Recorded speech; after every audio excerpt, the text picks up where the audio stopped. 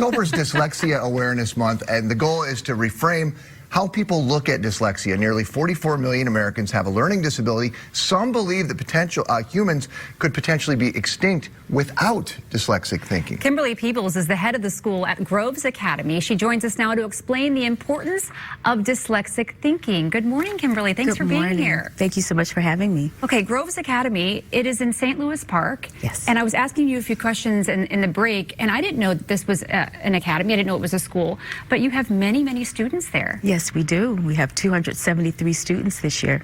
That is incredible. Yes, and it's for students who have dyslexia and other learning challenges, right? Absolutely. We serve 273 students this year. We have lower school, middle school, and upper school students.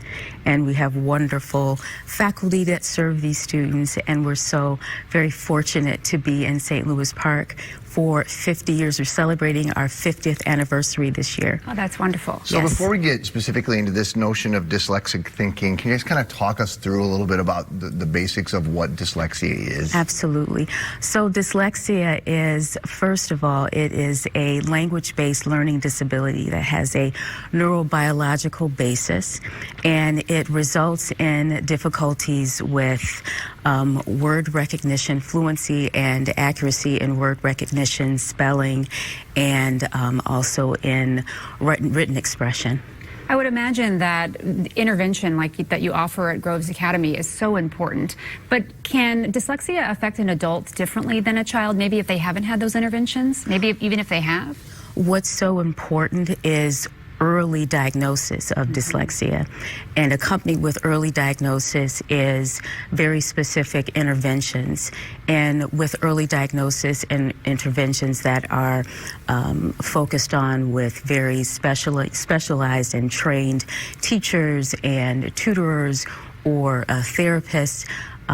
You know, that's going to be your best avenue in addressing those disabilities. But certainly with adults, the use of assistive technology is going to be your leveling playing field. Oh. Yes. And this isn't something that you can just fix.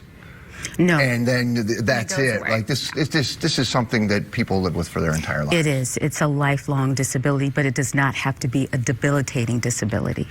Well, I think that's what we're kind of building up to that here about this notion of dyslexic thinking. And I think it was a bit ago, a story came out about some specific people who have dyslexia, and they've got, you know, crazy imaginative brains, and they're doing really, really inventive things, and that's because they're thinking about things differently. Absolutely. It's a unique way that their brains are wired, and actually these are the people that you want to have around your boardrooms, that you want to have in your places of business because of the way they approach problem solving, and they're out of the box thinking. They're very in tune to thinking about you know, just how to approach a problem and to see things differently. And you know, dyslexic thinkers are intelligent individuals. They see things in a very unique way, and they tap into problems, they tap into, you know, just the nuances and the details of things in such a unique way, and they express themselves in such a unique way also. Yeah, you just mentioned they're very smart. People Absolutely. who are diagnosed with dyslexia, it doesn't mean that you are an unintelligent person. Not at all. You just think differently than most people. Absolutely. And it's so important to for, you know, individuals to understand that. And so, you know, when teachers are, you know, noticing that their students are disinterested in learning, or their students are, you know, doing things that would seemingly say that, well, gosh, you're not producing the things that we would want our students to produce, then maybe we need to look at, well, should we do some additional testing? Should we do some deeper probing into what our students are presenting, and give our students an opportunity to represent and to express the things that we know that they have the ability to express. Can you expand on this a little bit, how people who have dyslexia are able to sort of, I'm thinking of it as like a Rubik's Cube, and it looks one way to people who think one way.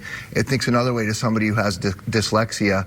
I'm thinking of that Rubik's Cube all kind of messed up, but somehow they're looking at that and they're seeing it, and it's coming. Does this make sense? Does it kind of comes together? Why is it that way? So it's really looking at a situation through a deeper lens. So it's looking at a problem and looking at the finer details. So where we may see something on the surface, they're going to look at the deeper details. They're going to look at the nuance. They're going to look beneath the surface. And it's because they want to dig deeper. They want to look at the finer details because of, the way they process information, because they have to, at times dig deeper in workarounds because of the manifestation of their learning disability. They have to use additional strategies that help them to process information. So they're going to use and employ those strategies to connect with the world. And those strategies they're learning at Groves Academy, I would assume. I think the message is that everyone learns differently. I mean, I have two daughters, and they both learn very different. And so I can see that in them, and I think that's the message, that it's okay if you learn different, and there are resources out there for you. Absolutely. And we want to empower our students. We want to empower adults that are dyslexic, that you have agency, and that when you are equipped, whether it's assistive technology or if the interventions are happening early because you are diagnosed early with dyslexia, that you are empowered to be your best self. Awesome, Kimberly. Well, thanks so much for stopping by. Thank you so much for having me. Nice to visit with you. Thank you. Thanks for being here.